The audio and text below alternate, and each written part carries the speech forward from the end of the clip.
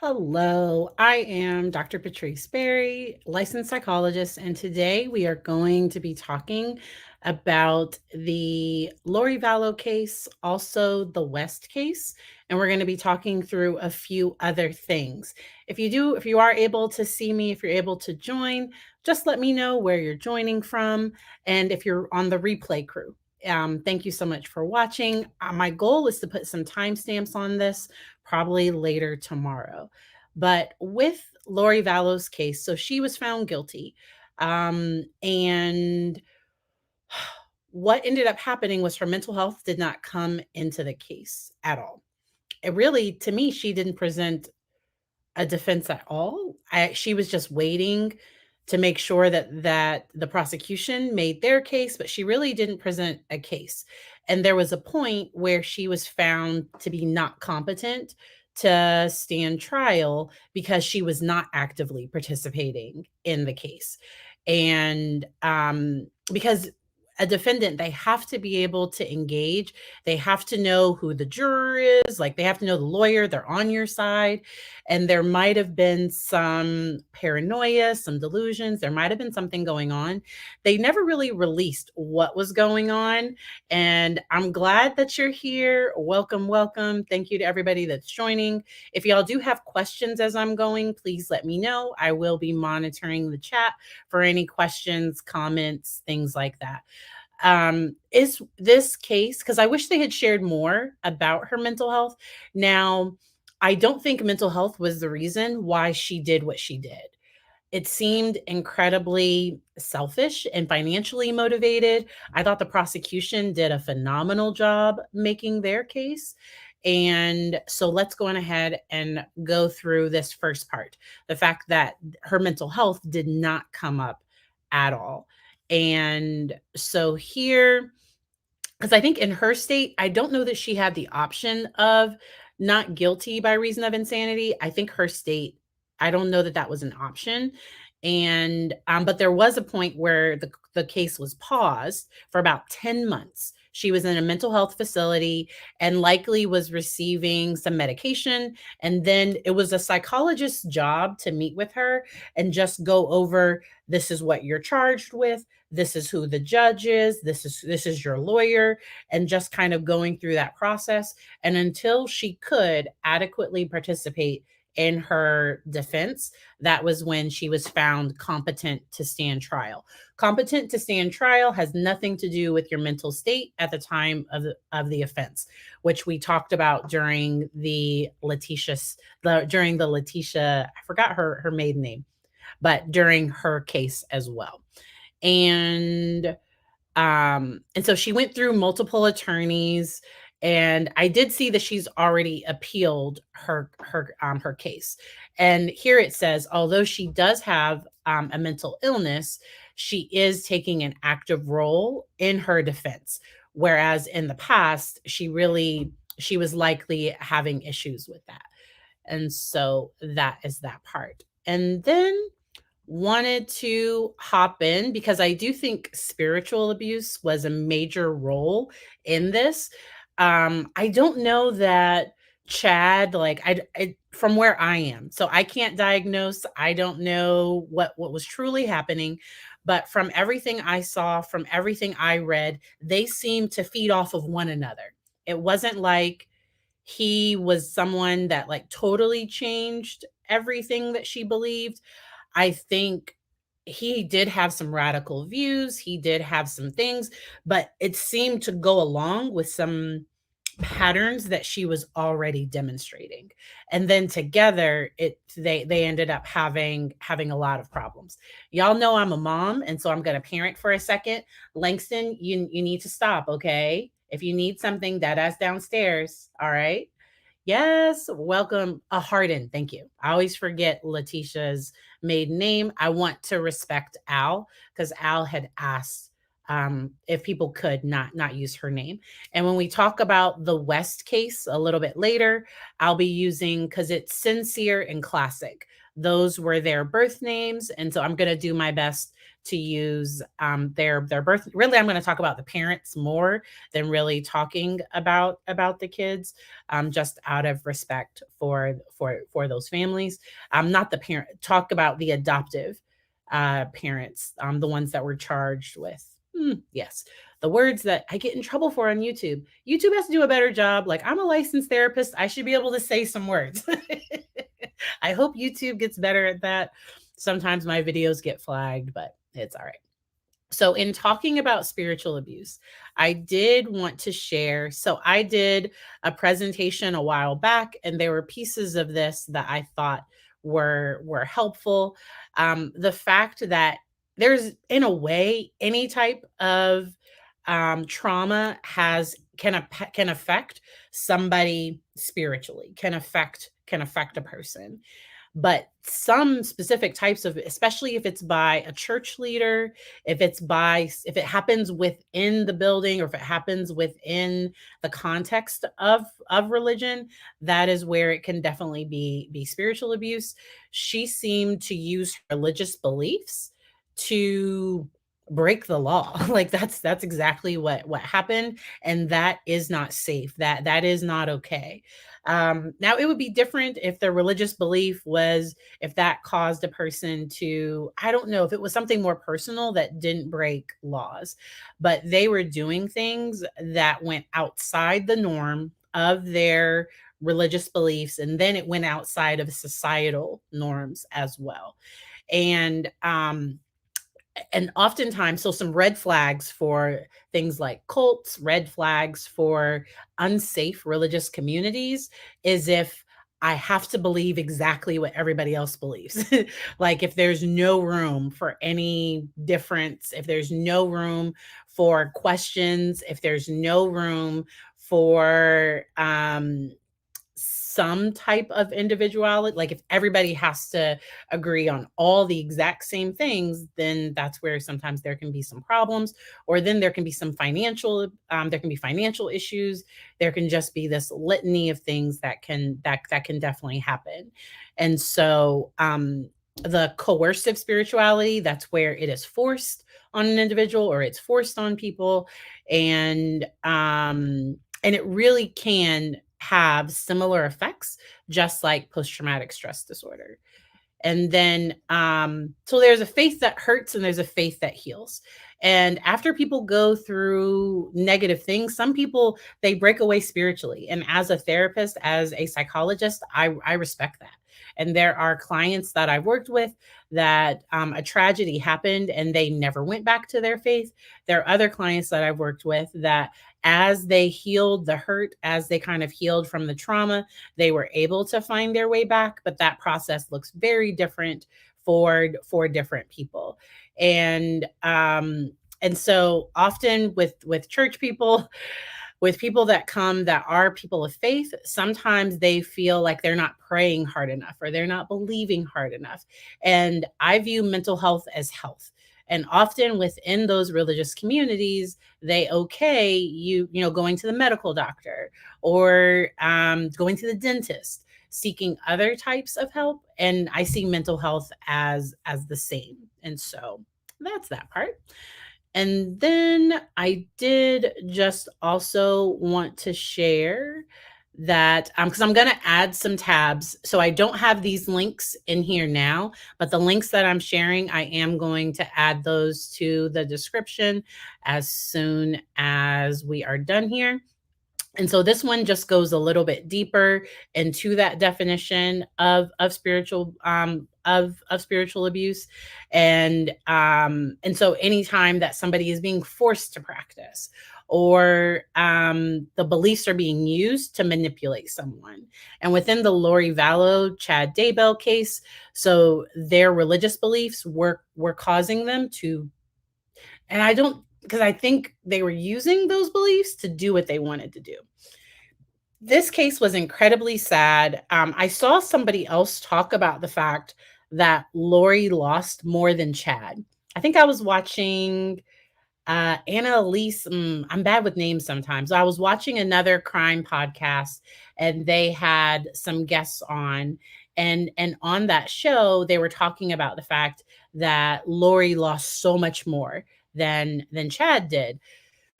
But it seemed like she started to view her children as a burden, which is incredibly sad, especially since the other option could have been to cuz the grandparents would have gladly taken both kids. Like she could have, if she just wanted to be free and not have them, but there was this possession that seemed to happen where it's like they're mine.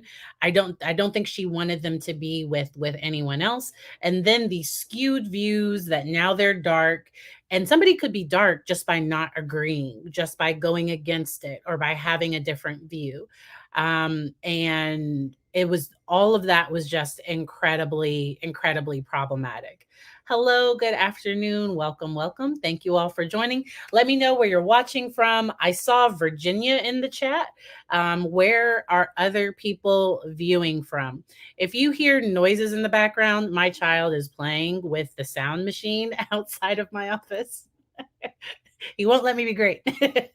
So that's why I try, and he's about to be out of school.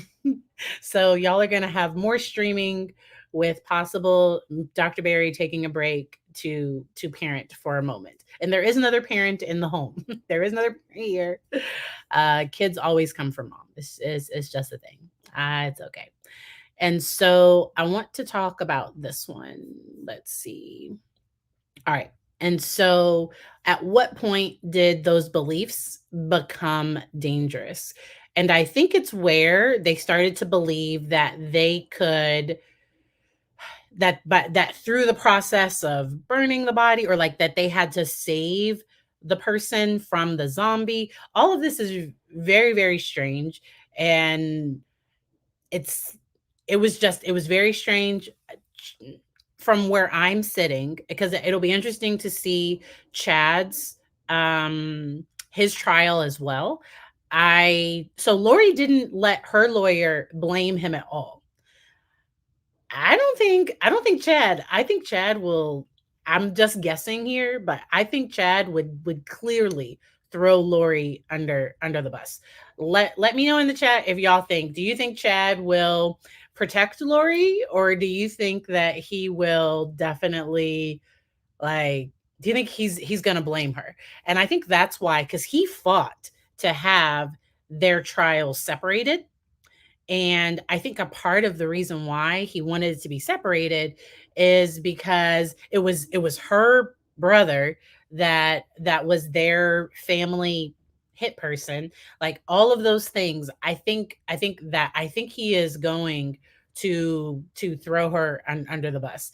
And then that person that testified, I forgot the person's name, but somebody testified and talked about that Lori had threatened her. But it was weird because she might have also been one of Chad's wives in a past life, and their relationship seemed to be a little, because like, was she trying to get Lori in jail so that she could be, it was, the whole dynamic is just very strange. I totally agree. Yes. Christina was the first to say it. Yes. I think he will turn on her in a dime. Now, I do think he was enamored with her beauty. And then, so we haven't talked about pretty privilege. So I do think that she used her, like, her looks. Sometimes I think the pigtails was her trying to look innocent and young. And I think she's used her charisma. She's used those things to manipulate people. And I don't know that she thought the jury was going to find her guilty. She was another one of those that didn't seem surprised by the verdict.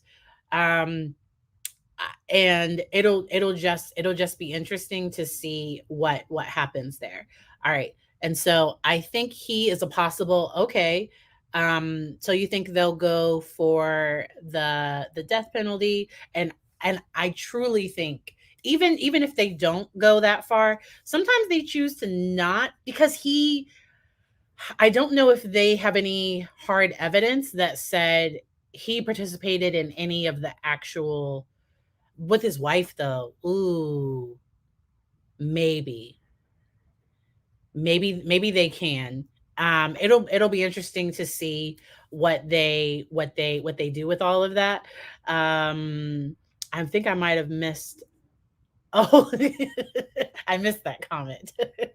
Yes, I fully believe that he would totally go against her in a heartbeat. I still think Lori thinks that they can like be together. I don't know. Like their dynamic, it is just strange and odd. The fact that they were on beaches right after doing major crimes, and the fact that they could do all of that, that was just very troubling to me as a therapist. Okay. And I hear people talk about difficult thoughts, difficult things. That was just, but I don't think it was mental health. I think it was incredibly selfish, because sometimes we try to use mental health to explain behavior that we don't understand. Some things are just wrong. Some things are just not right, and there isn't anything mental health at play. I can't say that for sure because I haven't, blah blah blah. Y'all know the disclaimer, but come on. Mm-mm. I don't think there was at all. And so they ended up having those kinds of beliefs. Y'all might hear something fall. Like there is just a whole off camera, and that's what there is some stuff happening in my home. It'll be just fine. But all right, so cuz they had very extreme beliefs for Latter-day Saint, living on the edge of heaven. This next part, the zombies and the dark spirits, all of that part, and that patriarchal power.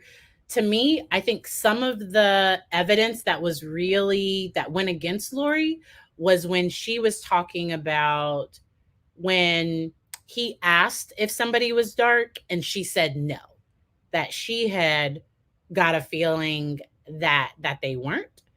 um, I think that helped the jury not feel sorry for her and think, oh, like he got her to do all those things, or he was after her for her money. I didn't realize Chad was like not doing well financially at all. Really, his wife was the one supporting him, and then like Lori and all of Lori's money was then supporting him. I didn't realize all of that.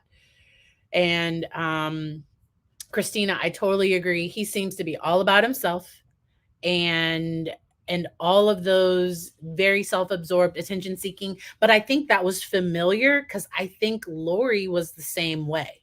I think she had a lot of those same things. I know those police officers because her husband tried to warn, say, hey, there's something wrong. Like she's something's not okay. But I truly think that there was privilege, so pretty privilege, European privilege, like all of these things helped her not ever face any issues. And this is my camera. When I hold up my hand, it starts tracking me. So I had to turn off the tracking, or else y'all would be moving with me. All right. And so it was all just very, yeah, and it was 20, yeah, I think it was 20,000. I think he was making like 20,000 a year with his books, and I think a few other things, if I remember hearing that right. I think it was about 20k a year. And I think his wife was the one that was working. And honestly, I think that's why they might have not wanted JJ, because JJ received SSI. So JJ had autism, and he received financial support that was supposed to go to his care. And I think they didn't want to report that was what was going on. So did Tammy make 15k a year? Welcome, welcome. But so I don't know. I didn't look at all of that. Yes. So privilege, entitled, all of those things. It reminded me of Murdaugh. So she didn't have the power because Murdaugh had like power, but it reminded me of that like privilege. I can get away with anything. I can talk my way out of anything. It reminded me of his kind of dynamic. And so let me just make sure that there wasn't anything else.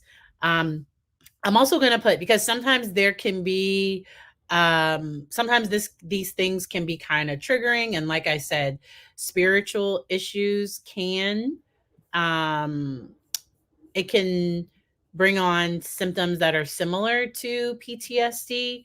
And I'm going back to my present share screen. All righty. Let's do this one. And so this one has some signs for healing. And and so when there is this blind trust and this blind obedience where I am just because people, so even so I am a religious person. Whoopsie. I am a religious person, but I still I don't go in blind. I don't go in with no questions. I don't go in making sure because people are human. And humans have their own, beliefs, their own thoughts, their own intentions and motives. I also cuz sometimes churches have been places where people have been harmed. And so our church, they background check people that work with children, and they have certain safety protocols. I think in my state, because I think they were trying to change it. They might not have done it yet, because I think pastors still aren't mandated reporters. So I am, as a licensed psychologist, I am a mandated reporter of child and elder abuse. Um, Sometimes I think because of like the Catholic lobbying. I think that's why sometimes those things haven't passed, but just to make them mandated reporters. And so some effects of spiritual abuse can be depression, PTSD, loss of emotional expression, isolation from the spiritual community, fear or inability of being in that environment, feeling rejected, intense anger, any type of dysfunction, and then also decreased self esteem and increased self rejection. And so I'm going to link this because there are some warning signs, there are some different examples, and then there are some treatments. And so I'm going to link that article down below. All right. And so any other questions or things about this case? Oh, so who isn't? So I believe let me look that up. And it might depend on the state. So I believe in Virginia they made coaches. Um so who is a mandated reporter in Virginia? So to me, I think anyone should say something. There was a principal, I want to say it was in Maryland, I could be wrong, but there was a principal recently, his adult son, he was aware that there was some abuse that happened and he didn't report it. And that principal is now is on leave, is probably paid leave, but is they're looking at what they're going to do because he didn't report it. And so I agree, Sarah. I think any adult with knowledge should be, but that mandated reporter, there is a legal requirement where if the person doesn't report, there are consequences. And so I agree that any adult that sees something concerning should definitely say something.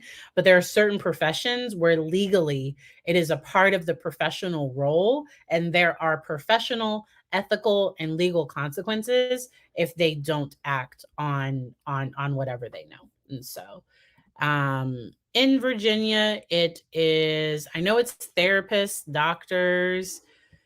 Um, Let me see if they have a list. I know they I know teachers, hospital facilities, education,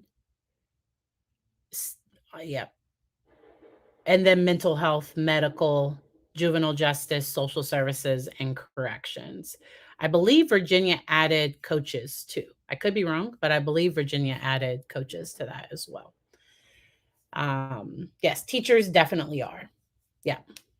Um, Yeah, and there are issues with the system, and I definitely want to talk about that, especially as we go into the Trezelle and let me make sure this one's ready.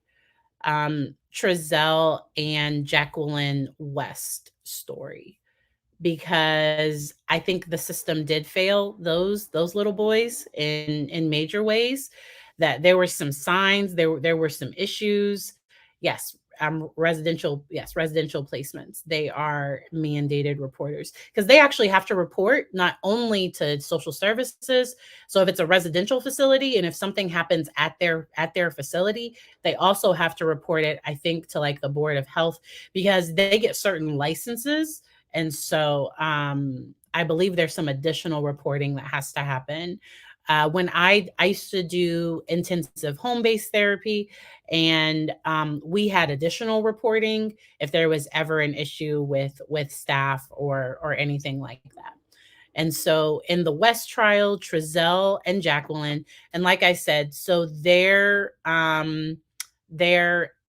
birth names are Sincere and Classic Pettis. And I do not even know why they were allowed to adopt these children, because it sounded like they weren't financially stable. Like if it wasn't for the money that they got for adopt, because sometimes with certain adoptions, especially kids that might have certain needs, sometimes DSS offers a stipend, a monthly stipend. And that monthly stipend might be like $1,000, or it can, that monthly stipend can be a lot. And they were basically living off of the stipends that they received for the adopted children. This is my understanding of the story. And because I think at first all the children were sharing one room in an apartment. So normally there would be a home study that would happen. Now, if that was the birth family, and if all the children were in one space, that would be different than a foster family. Typically, for foster children, there are certain requirements about how many children can be in a room, and like what the living conditions. There's normally a higher level of care. And I was also concerned about the amount of physical, emotional, the amount of just based on what the one child, their oldest child, I think a 10-year-old, based on what that child reported had happened. All of those things were incredibly problematic. And so it did happen during the pandemic, and there were less home visits. So I wonder if they said what they had. So they were definitely in the process of purchasing a larger home, and maybe they just let them, like, hey, just if they try to process the case quickly. So I've seen that sadly happen sometimes, where things fell through major cracks, and things were definitely missed because people were trying to move too quickly. But these are children's lives. Like these are like this that's where I think people should be very careful, because once a child is adopted, there is no legal recourse for that child if something isn't okay, besides reporting and then it being investigated. But sometimes what happens is people don't believe that child, or things end up going missed because people think, oh, I don't know, like people start to believe the birth family. And so Trezelle and Jacqueline, they were both found guilty. I believe it was 5 out of 7 charges. And the remains still haven't been found. What it sounds like is that one of the children might have, like, because it sounded like they used very coercive, pretty much like they would withhold food, they would make them eat like nasty things, or like if the child was chewing with their mouth open, they made the child drink out of bottles, like all of these things. This is not what you do to a birth child, but it's definitely not what you do to an adopted child that's adopted from foster care. All adoption has trauma. Even adopting an infant, there is still parental separation is a form of trauma. And so, but if they're involved with the child welfare system, there's probably more things going on. And then communities of color often, or individuals that have less resources. I believe I've mentioned this on my channel before, that I had worked with cases where the parents had money, and those cases, from my observation, they were treated differently than some of the cases where the parents didn't have resources. They had the court appointed attorney, because really they were at the whim of, hopefully that attorney was doing what they were supposed to do to help, if if it was safe for them to work towards getting their children back. I am an advocate for children being safe and children having rights. I am also an advocate. I think if kids can be safely maintained with their birth family, so that could be kinship adoption. Kinship adoption is being adopted by somebody within the family, but sometimes that can't happen. And we did see a different case. I forget which, I talked about that one last time. It was the girl, it was a little bit further north, but she ended up severely harming the child in the kitchen, and because she was not supposed to have access to the child at all, and she did.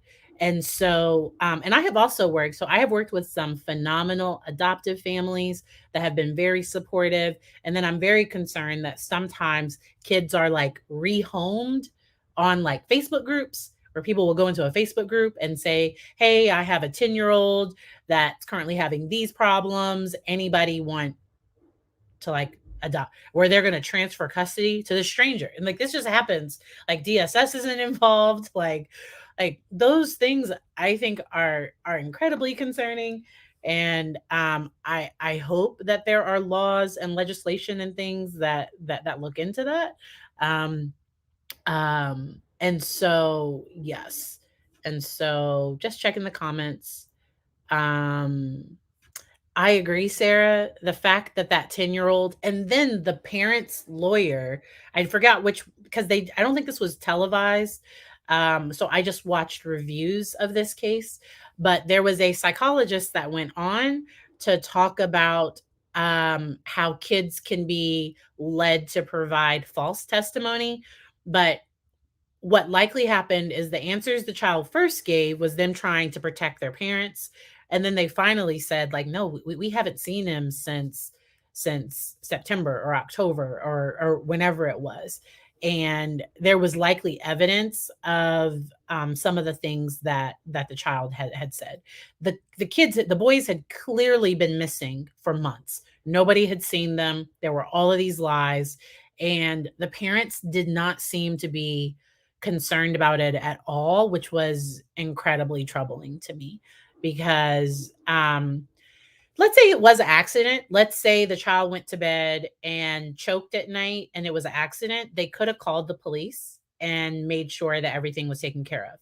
I think that 10-year-old was also the one that found like the cold, if I'm remembering correctly. There were some troubling things that happened. I think that 10-year-old found, because they were all in the same room, because this happened, it seemed like one of the children, it was when they were in the apartment still.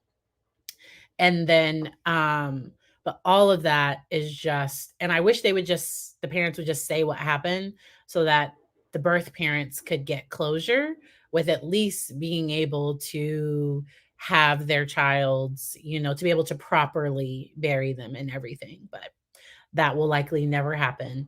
And because even at the end, because they're still trying to act like the children are missing, and like they weren't involved, which the evidence did not support that at all. But once again, that case was incredibly troubling, but it did bring up for me like what happens with adoption.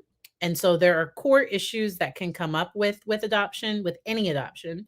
And these things come up for the birth family, the adoptive family, and then also the adopted child. And there is a book called Seven Core Issues in Adoption. I believe I have that one in my self-help book list. But control and mastery. So all adopted kids, and then also the adoptive parents, sometimes we're all just struggling for control. And what needs to happen is that the adoptive child needs to have some sense of control. So sometimes when I'm working with families, I encourage them to like, let the kid, pick out what they wear and have appropriate options. Or there's often control issues around food That is a very common one that I see.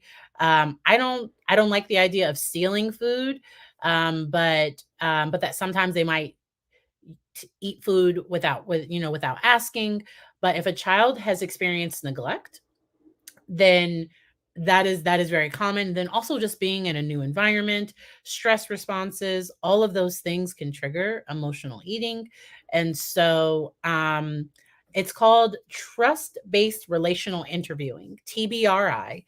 And within there was a technique called a yes table, where I have a basket of healthy snacks that are out and available. And anytime, no matter what time the child asks, if they ask at 10 p.m. Can I have some applesauce? The answer is going to be yes.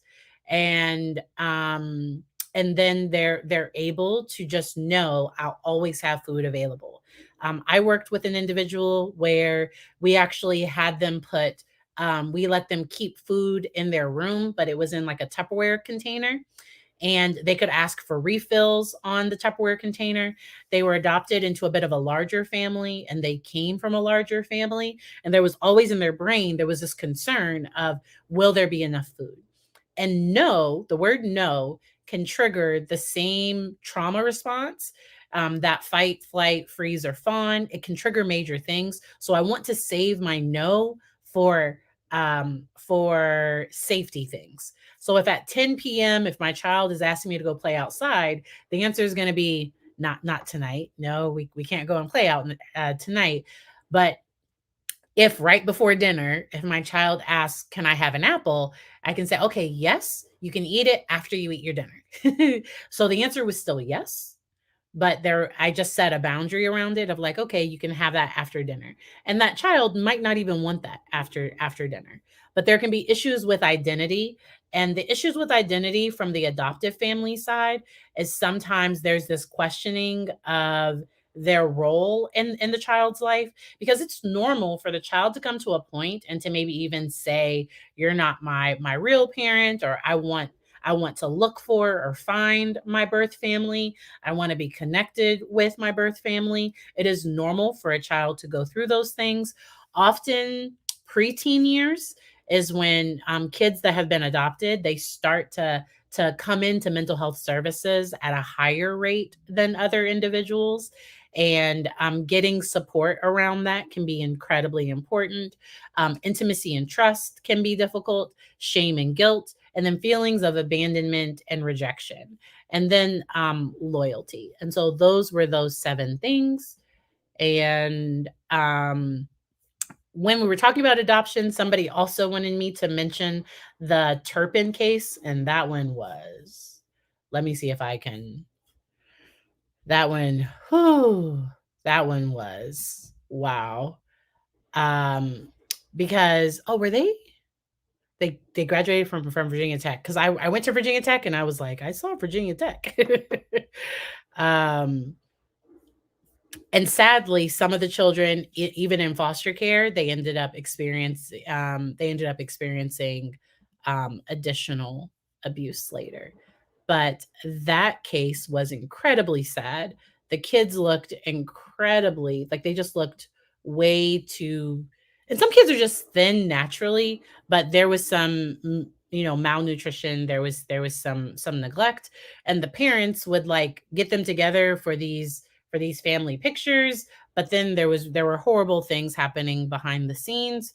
And I think because they weren't in public school, I think a lot of that wasn't witnessed and wasn't reported earlier. And so it's just incredibly troubling.